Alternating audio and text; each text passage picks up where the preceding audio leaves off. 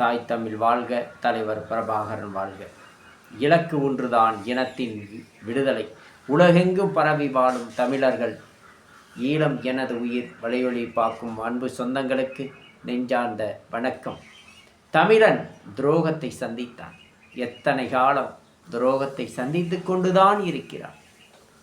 எப்படி என் அன்பு சொந்தங்களே, பிரபாகரன் என்ற ஒரு மாவீரனை கருணாகர எட்டப்பன் இங்கே இருக்கிற மிலிட்ரி ரகசியமெல்லாம் இலங்கை அரசிடம் கொடுத்த பிறகுதான் அவரை வீழ்த்த முடிந்தது.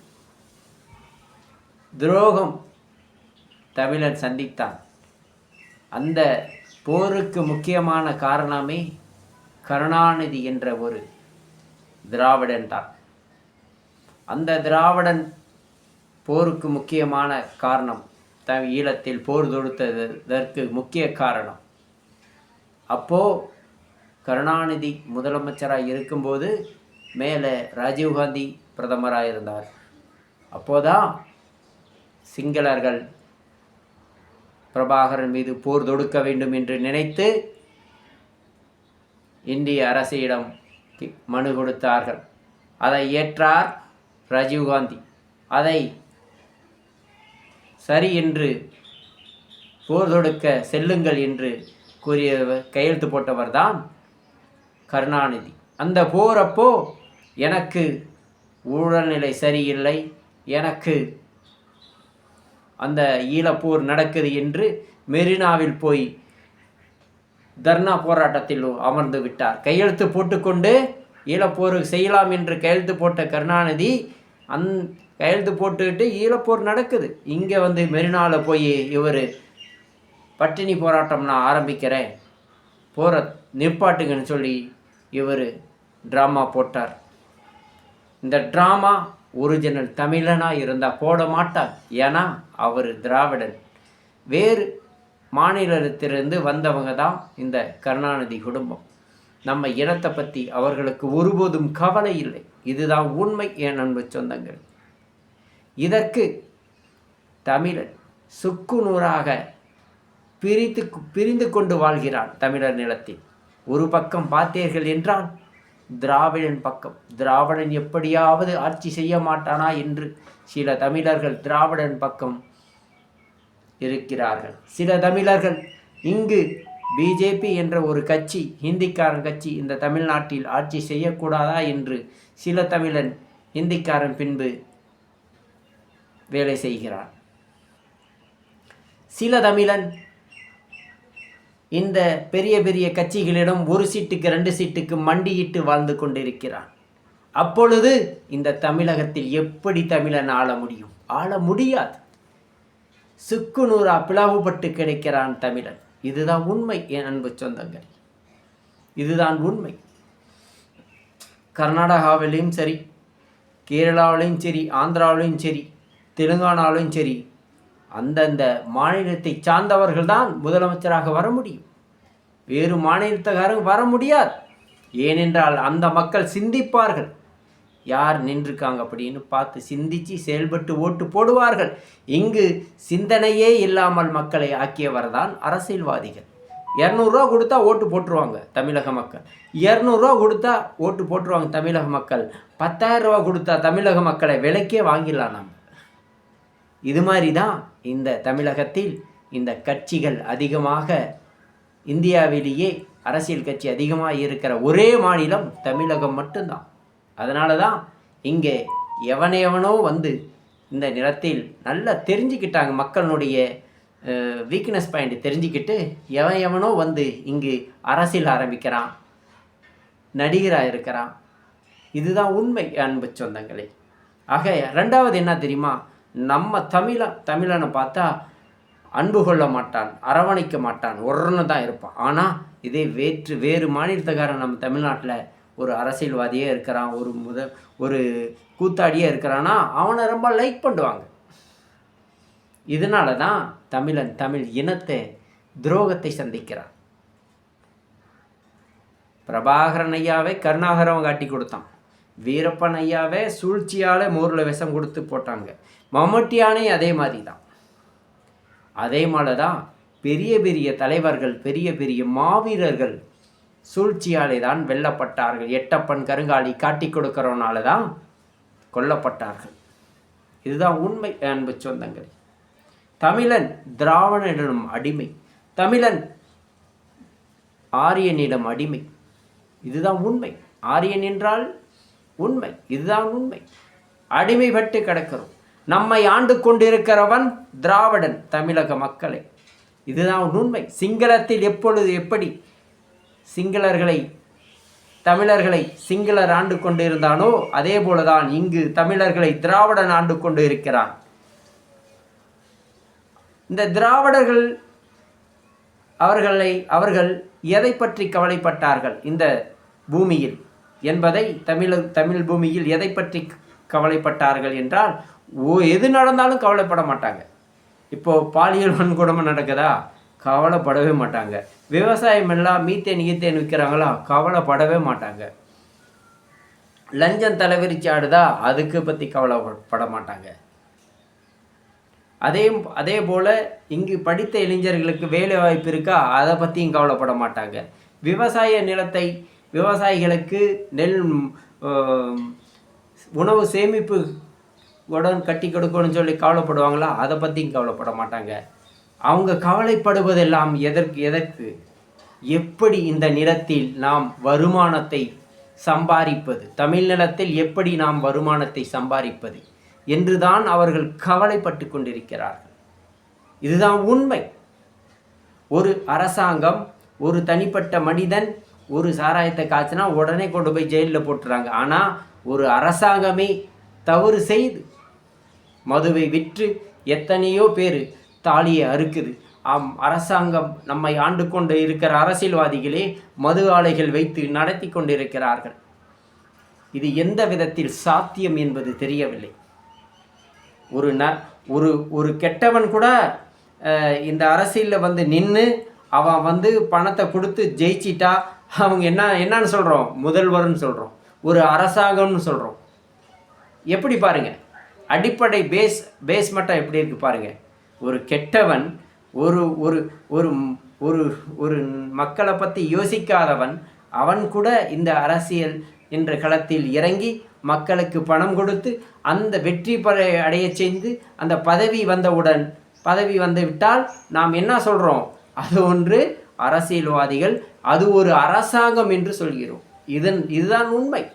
இதுபோல் நாம் தேர்ந்தெடுக்கிறனால தான் நாம் மக்களுக்கு எதுவுமே இல்லை, அடிப்படை வசதி என்பதே இல்லை. அவர்கள் தமிழக மக்களை பற்றி நல்லா தெரிந்து கொண்டார்கள்.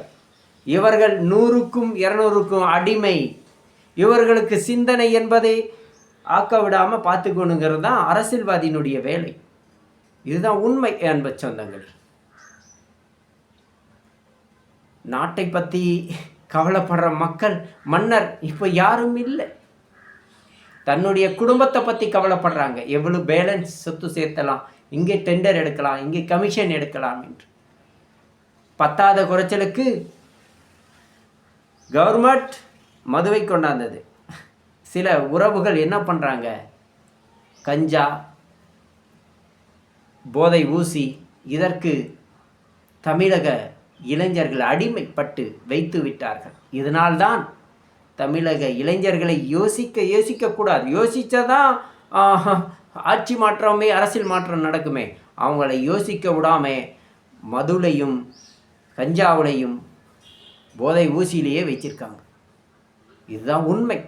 இளைஞர்களுக்கு, பெரியவர்களுக்கு எப்படி வச்சிருக்காங்க, 100க்கும் 200க்கும் 300க்கும் கையேந்தும் நிலைமையை வைத்து கொண்டிருக்கிறார்கள். இது அல்ல அரசியல், இது அல்ல அரசியல். எப்போதாவது நம்மை ஆண்டு கொண்டு இருக்கின்ற இந்த பிஜேபி அரசாங்கம், நம்மளை ஆண்டு கொண்டு இருக்கின்ற இந்த திராவிட அரசாங்கம் எப்படியாவது எந்த நிலைமையிலாவது இயற்கை வளத்தை பற்றி கவலைப்பட்டதுண்டோ? கவலைப்பட்டிருக்காங்களா? இயற்கை வளத்தை பற்றி மரத்தை வெட்டுறான், கவலைப்படுறதே இல்லை. காசு கொடுத்தா போதும், மரத்தை கொண்டு போய் வெட்டி எவ்வளோ வேணாலும் வெட்டலாம். மலையை குடையிறான், கவலையே இல்லை. அது மலை குடையிறது எம்சென்ட் ஆக்கிறத ஒரு இயற்கை வளம் தானே, குடையிறான், பிரச்சனை இல்லை. லைசன்ஸுங்கிற பேரில் பணத்தை வாங்கிக்கிறாங்க. மலையை கொடி, மழையை விட்டு எதை வேணாலும் பண்ணு, மீத்தேன் ஈத்தேன் எடு, என்ன வேணாலும் செய், என் நிலத்தில் எனக்கு தேவை பெட்டி. மக்கள் எப்படியோ போகுது, என்ன ஏற்றலை. மோடிஜி 10 ஆண்டு கால ஆட்சியில் 400 இருந்தது அவர் முத அரசியலுக்கு வரும்போது. இப்போது 1200 சிலிண்டர் ஆயிடுச்சு. இப்போ எலெக்ஷன் வந்ததுக்காக 1000 பண்ணார்.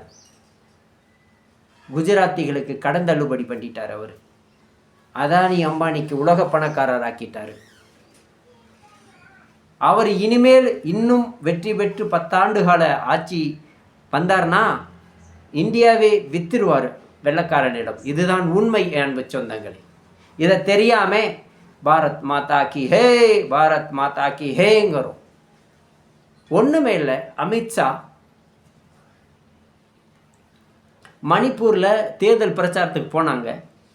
मेरा मोदी जी बहुत अच्छा आदमी है, ऐसा है, मेरा मोदी जी डिजिटल इंडिया बनाया है, ऐसा है ना. அங்கே போய் என்னுடைய மோடி ஜி பயங்கரமான ஆட்சி செய்கிறாரு, நாடு பணக்கார நாடு ஆக்கிட்டாரு அங்கே போய் சொன்னால் மணிப்பூர் மக்கள் விரட்டி அடித்தாங்க.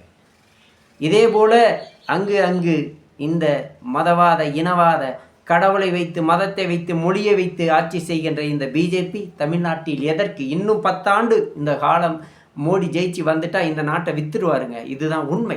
இப்பொழுதே மத்திய அரசாங்கம் பொது உடைமை சொத்துக்கள் எல்லாம் வித்துட்டார், ஒன்றுமே இல்லை. இதுதான் உண்மை. எத்தனையோ பிரதமர்கள் நம் நாட்டை ஆண்டு இருக்கிறாங்க, யாரும் இது மாதிரி செய்யலை. ஆனால் இவர் கேட்க ஆள் இல்லைன்னு எல்லா துறையும் கையில் வைத்து கொண்டு, தேர்தல் துறையில் இருந்து எல்லா துறையும், அமலாக்கத்துறையிலிருந்து எல்லா துறையும் கையில் வைத்து கொண்டு இவர் ஒவ்வொரு மனிதர்களையும் ஒவ்வொரு மக்கள்களையும் ஒவ்வொரு அரசாங்கத்தை இங்கே ஸ்டேட்டில் இருக்கிற அரசாங்கத்திலையும் அலற விடுறாரு, ஓட விடுறாரு. இவர் ஆட்சி ஒரு ஹிட்லர் ஆட்சி தான். இது மக்களுக்கு தெரியவில்லை.